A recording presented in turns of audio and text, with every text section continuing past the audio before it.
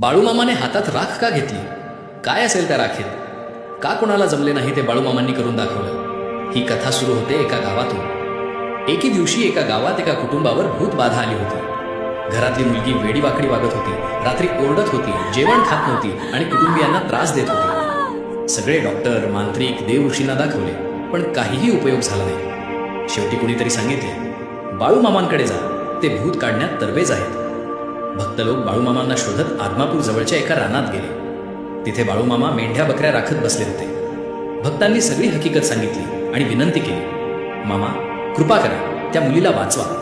बाळूमामा शांतपणे म्हणाले, जा, त्या मुलीला घेऊन या, पण तिच्यासोबत एक रिकामे ताट आणि थोडे अन्न घेऊन या. नंतर बाळूमामा एका माळ रानात जातात. भक्त त्या मुलीला घेऊन तेथे आले.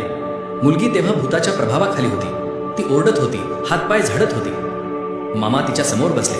त्यांनी त्या रिकाम्या ताटात थोडे अन्न ठेवले आणि मुलीला म्हणाले, ये रे, खा आता, भूक लागली असेल तुला.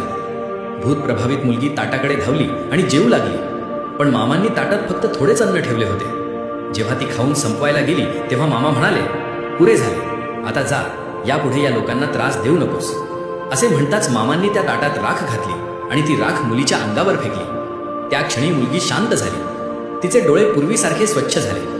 भूत पळून गेले. कुटुंबीय आनंदाने मामांच्या पायावर पडले. मामा फक्त हसले आणि म्हणाले, देव सर्वत्र आहे. भूत प्रेत हे फक्त मनाचे खेळ आहेत. श्रद्धा ठेवा, रामकृष्ण हरी म्हणत राहा.